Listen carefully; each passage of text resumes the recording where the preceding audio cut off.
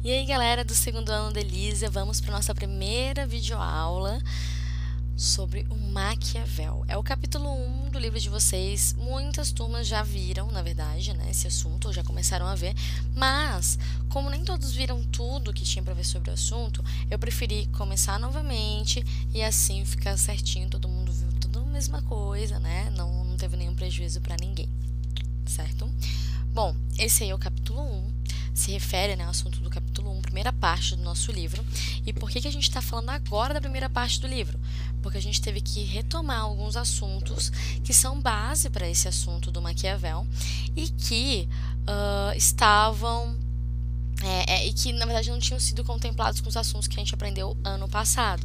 Então, por isso, no início desse ano, do segundo ano, a gente retomou alguns assuntos, falou sobre alguns assuntos ali sobre a política antiga, do Platão, do Aristóteles, do Sócrates, e a ética também antiga, porque é estudo da base para o que a gente vai ver agora, né? Não faria sentido a gente ver esse novo assunto sem ter uma base que lhe assegurasse anteriormente. Então, sobre o Maquiavel, ele é um dos pensadores mais influentes da modernidade no que tange a política, e nós temos, né, nele uma grande importância realmente em todo o panorama de ciência política, né? Normalmente se ancora bastante naquilo que o Maquiavel traz para a gente. O Maquiavel, né, por mais que alguns de vocês não tenham estudado ainda sobre Maquiavel nas aulas de história, por exemplo, a gente pode dizer que já ouviu falar de que alguém, fulano, ciclano, tal professor, colega, enfim, né, seja maquiavélico. O que significa, né, o que é ser maquiavélico? Vamos pensar um pouquinho. Normalmente, a gente associa essa ideia de maquiavélico à maldade, à frieza, então é frio e calculista, né, esse tipo de ideia. Mas a pergunta que a gente fica é: Maquiavel, olha a carinha do Maquiavel, será que ele era maquiavélico? Um dos únicos filósofos aí sem barba. Interessante a gente apontar isso.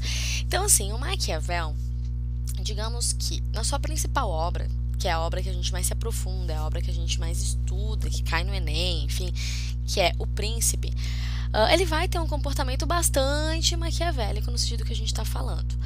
Mas ninguém sabe ao certo qual era a intenção do Maquiavel. Se a intenção dele era informar o povo aquilo que o governante poderia fazer, se era realmente informar o governante, se era um currículo porque ele queria uma vaga de emprego no governo, já que ele já tinha tido uma vaga de emprego anteriormente, uma vaga no governo anteriormente. Então, assim, a gente tem muitas dúvidas com relação à intenção do Maquiavel. E por conta disso, a gente não dá para afirmar que ele é maquiavélico. Inclusive, os conceitos que vêm de Maquiavel e aqueles que estudam Maquiavel, a gente não chama de maquiavélico, tá, pessoal? Porque não tem nada a ver com maldade. E sim, a gente vai chamar de maquiaveliano. Então, algo que vem de Maquiavel, conceitos do Maquiavel são conceitos maquiavelianos, certo? Assim como quando a gente fala do Marx, né, a gente não fala que os conceitos do Marx são marxistas, a gente fala que são marxianos. Marxistas seriam aqueles que vêm depois de Marx, né, que alguns autores, ao, né, construir suas teorias, vão utilizar o Marx como base e criam novos conceitos, e esses são conceitos marxistas. Marxianos viriam direto da fonte ali, do Marx. Do mesmo modo, maquiaveliano vem direto, então, de Maquiavel. Bom, o que a gente pode falar então sobre O Príncipe, né? Essa principal obra do Maquiavel? Primeiro de tudo, que ela serve como uma cartilha ao governante. É muito comum que os governantes sigam cartilhas para nortear a sua ação. E o príncipe, como ele vai estar, né, trazendo uma série de características, de ações que o governante deve ter, né, do comportamento dos seres humanos também, dos cidadãos, dos súditos. Então, a gente pode considerar o príncipe uma cartilha ao governante. Nós temos como principal intenção aí... Ai, meu Deus, voltou o slide? Aqui. Como principal intenção aí, então, do príncipe, do Maquiavel, essa seguinte citação que eu vou ler para vocês. Até nesse slide, eu separei algumas citações do Maquiavel, da obra O Príncipe. Não é uma obra grande, não é uma obra complicada, então se vocês quiserem nessa quarentena baixar esse livro em PDF e lerem, é bem interessante mesmo, ajuda bastante. Fora que é um texto que volta e meia aparece no Enem, né, vestibulares, outros como o vestibular da UFPR e outras universidades às vezes cobram também. Então, até agora desse ano, no vestibular da UFPR vai cair um texto do Maquiavel. Não vai ser O Príncipe, vai ser outro texto. Mas é um autor bastante popular, então sempre vale a pena a gente conhecer um pouco mais sobre ele. Bom, Essa citação, ela expressa bastante qual que é a intenção, ela resume bastante qual que é a intenção, né, da obra O Príncipe. E aí a gente tem o seguinte, vou ficar aqui de cantinho para ler para vocês. Restringindo-me aos casos particulares, digo que se vê hoje o sucesso de um príncipe e amanhã sua ruína, sem ter havido mudanças na sua natureza, nem em algumas de suas qualidades. Creio que a razão disso é que quando um príncipe se apoia totalmente na fortuna, arruína-se segundo as variações daquela. Também julgo feliz aquele que combina o seu modo de proceder com as particularidades dos tempos, e infeliz o que faz discordar. Bom, esse trecho aqui do Maquiavel expressa bastante qual que é a intenção do príncipe, da sua obra O Príncipe. Por quê? Primeiro de tudo que ele está falando aqui, digo que se vê hoje o sucesso de um príncipe e amanhã sua ruína. Ou seja, a sua principal preocupação não é a conquista do poder, e sim a estabilidade do poder, é a manutenção do poder, estar no poder, certo? Então ele vê que muitas vezes não há grandes mudanças na natureza nem nas qualidades do governante. Porém, muitas vezes hoje a gente vê o sucesso de um príncipe e amanhã sua ruína. O que explica isso? Como evitar esse tipo de coisa? A outra coisa que a gente tem aqui, né? É quando um príncipe se apoia totalmente na fortuna. O que é fortuna? Fortuna é sorte. É a mesma coisa que sorte. Ou seja, sorte é uma coisa que às vezes a gente tem, às vezes a gente não tem. É oscilante. Então, um governante prudente não deve se apoiar apenas na fortuna, apenas na sorte. Ele precisa saber jogar com as intempéries, saber jogar com as mudanças com relação a esse campo da sorte, certo? E ele coloca aqui, né? Também julgo feliz aquele que combina o seu modo de proceder com as particularidades dos tempos, né? Aquele que consegue lidar com essa sorte, com a falta de sorte, enfim, né? E infeliz o que não consegue lidar com isso. Bom, a gente já tem basicamente aqui resumido qual que é a intenção, né, do Maquiavel com toda essa obra, né? Que vai ser para falar da estabilidade realmente, como que se mantém aí no poder. Sabendo que a busca por estabilidade é a principal motivação, né, dessa principal intenção aí, então, dessa obra, a gente pode dizer que uma das coisas que também pode levar um governo à ruína é não entender a natureza da governabilidade. O que isso significa? É preciso deixar claro, Maquiavel tenta deixar claro isso, que um governante tem que ter em mente que tipo de governo ele tem. Se ele é um príncipe, ele não precisa ouvir a vontade da maioria. Se eu tenho uma república, eu preciso ouvir a vontade das pessoas. Eu preciso que a discussão seja coletiva, eu preciso de assembleias, certo? Então, é preciso analisar certamente como que funciona, então, né, a forma de governar, para poder, a partir disso, né, o governo, para poder, a partir disso, saber como que eu devo governar, certo? E ter ciência disso para poder manter-se, então, no poder. Então, assim, muitas vezes nesse anseio, né, de uma conquista do poder, de uma manutenção do poder, o bem-estar dos indivíduos não vai estar assegurado, né? O bem-estar dos indivíduos, ele não é a prioridade necessariamente, tá? O sucesso da nação, às vezes, ele vai estar meio que acima do bem-estar da comunidade. Então, é algo interessante a gente reparar, já uma separação entre ética e política aí bem presente no Maquiavel. Vamos lá. Bom, dentre as coisas que um governante precisa ter, ele vai elencar uma das características, que é a virtude. No livro de vocês, na página 15, vocês podem acompanhar lá que está escrito o que é virtude. Atentem que virtude é um conceito que é igual virtude, é a mesma coisa que virtude. Mas eu e alguns autores também, né, às vezes costumam trazer a ideia de virtude, né, que é como Maquiavel põe, para distinguir a virtude do Maquiavel da virtude dos antigos, da virtude de Sócrates, da virtude de Platão, da virtude de Aristóteles, porque tem naturezas diferentes. A virtude aqui do Maquiavel é quando eu tenho um objetivo e eu me proponho esse objetivo e eu consigo lidar com a sorte ou a falta de sorte, né? É uma esperteza na hora de lidar com as coisas, é também um saber dizer não. Um governante prudente, ele não pode ser sempre bondoso, ele vai ter que saber dizer não muitas vezes. Então, a virtude seria esse tipo de característica que o governante precisaria ter na visão do Maquiavel. Como é que a gente caracteriza a virtude, então, né? A virtude é a capacidade pessoal de alcançar um fim ao qual se programou, se objetivou, saber lidar com os acasos, com as intempéries que às vezes acontecem, né? Com a falta de sorte ou com a sorte que nós temos, então precisa saber lidar com isso. E a fortuna é aquilo que escapa ao controle, vai estar além da nossa vontade. A gente não manda na nossa sorte. Às vezes a gente tem, às vezes a gente não tem. E é preciso que um governante não esteja à mercê da sorte. Ele tem que saber lidar exatamente com isso. Certo? Opa. Eita, slide não tá falando. Pronto, agora sim. Bom, pessoal, outra coisa que um governante precisa ter cuidado, é que ele precisa estudar o passado. Ele não pode ignorar o passado, porque ignorar o passado pode se submeter a erros, né, que aconteceram no passado e que poderiam ser evitados de acontecer uma segunda vez. Então é preciso tomar como exemplo o passado para não repetir erros e, principalmente, não querer começar algo completamente novo, porque é arriscado. Como assim? É preciso que um governante prudente ele siga caminhos já percorridos por outros governantes, caminhos que deram certo, né? É igual quando a gente vai fazer uma trilha, normalmente vai fazer uma trilha para chegar numa praia, né? Já tem um caminho aberto para várias pessoas. Aí eu vou lá e decido fazer um caminho completamente novo num mato fechado. Pode ser que eu chegue na praia antes, pode ser que eu chegue na praia depois, pode ser que eu nem chegue na praia, pode ser que eu me machuque no caminho. É tantos pode ser, assim, tantos poréns, né, na verdade, que a gente fica... É muito arriscado. Um governante não pode sofrer esses riscos. Por isso que ele precisa cuidar. Ele precisa seguir o caminho trilhado por governantes anteriores que já se mostraram de sucesso, que já mostraram que conseguiram boas coisas. E aí sim, né, eu vou estar tendo um governo prudente, um governo que é estável.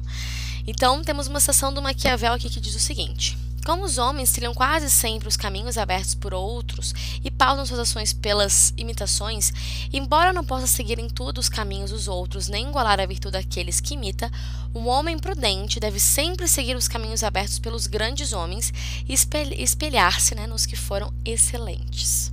Então, assim, não dá para querer fazer uma coisa completamente nova na visão do Maquiavel. É preciso, antes de qualquer coisa, observar o que foi feito anteriormente, ver o que deu errado, não fazer e começar uma coisa, então, seguir um caminho que já deu certo, certo? O que mais que nós temos? Ó, agora que o GIF aqui vai rodando. Bom, nós podemos dizer que no Maquiavel nós temos uma distinção de duas áreas, né? A gente começa a partir daí a ter uma divisão de duas áreas, que seria então da moral e da política. A política acaba se tornando algo totalmente autônomo com relação à moral. Por quê? Porque a moral, especialmente a moralidade cristã, ela prega uma bondade, ela prega uma piedade que o governante não pode ter. O governante ele não pode ser sempre bondoso, porque se a gente dizer sim para tudo que nos pedem, no fim das contas a gente vai fazer coisas que são contraditórias, que são contrárias. O governante vai precisar desagradar alguém em algum momento. Então, por isso, ele não pode ser sempre bondoso e, né, ele vai distinguir a moral da política. Nós podemos dizer que nós já temos um exemplo aqui no Maquiavel de uma proposta de um Estado laico, né, onde a moralidade cristã, especialmente, ela não poderia intervir, então, em aspectos que são políticos, certo?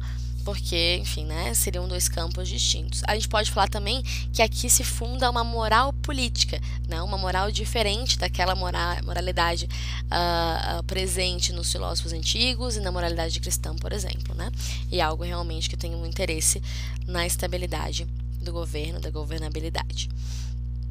Certo?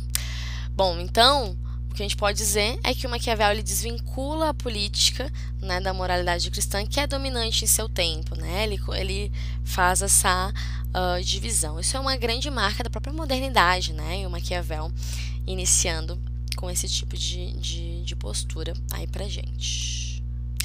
Então, a gente pode dizer que o sucesso de um Estado, de uma nação, é o fim supremo ao qual se objetiva aí o governante.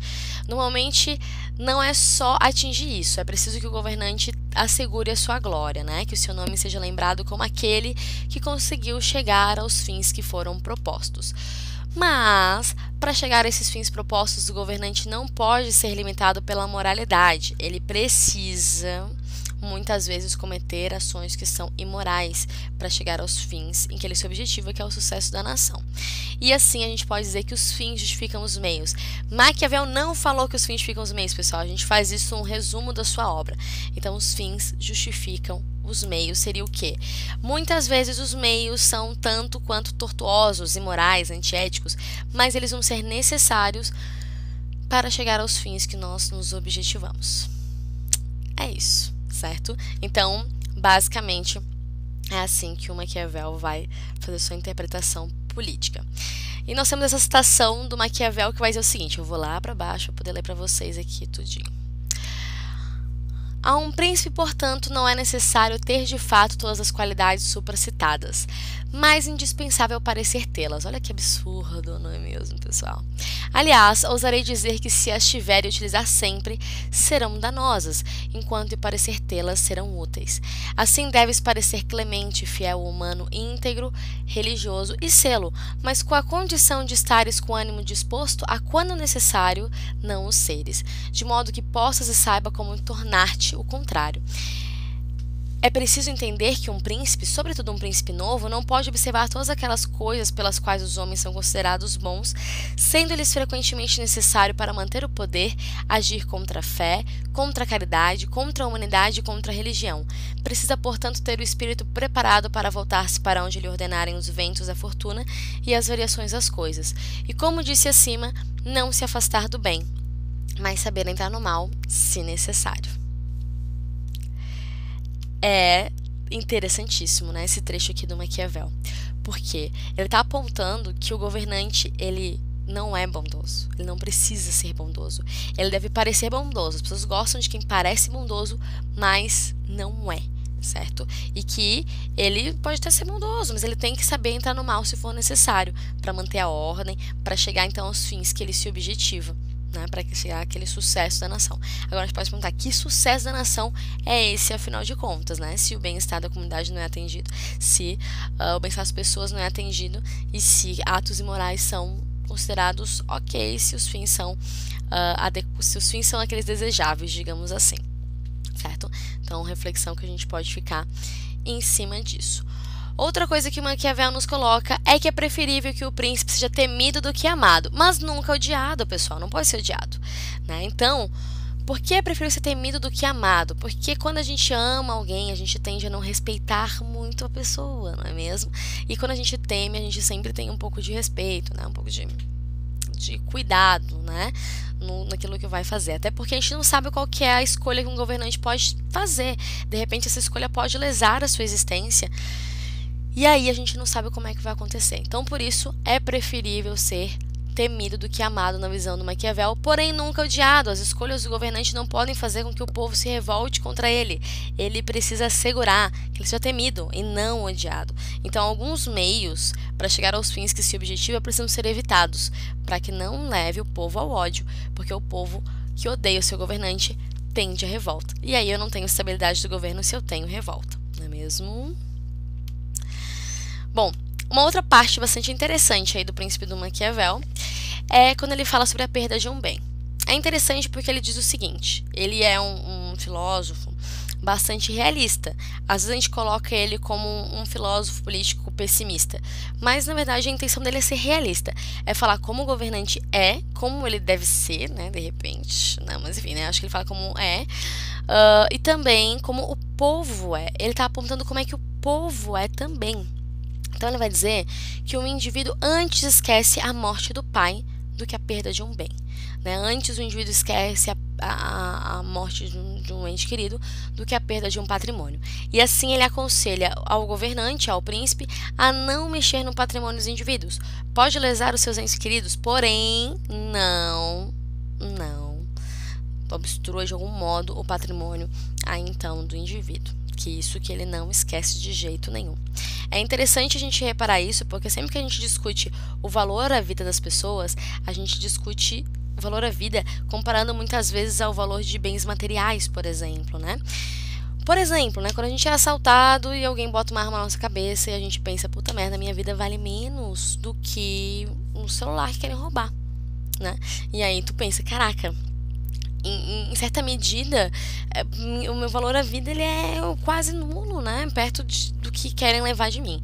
Do mesmo modo, depois que o assaltante levou meu celular, talvez eu tenha pensamentos bastante ruins e quero que a pessoa não quero que a pessoa vá pra cadeia e deixe de roubar, por exemplo, mas quero que ela morra também.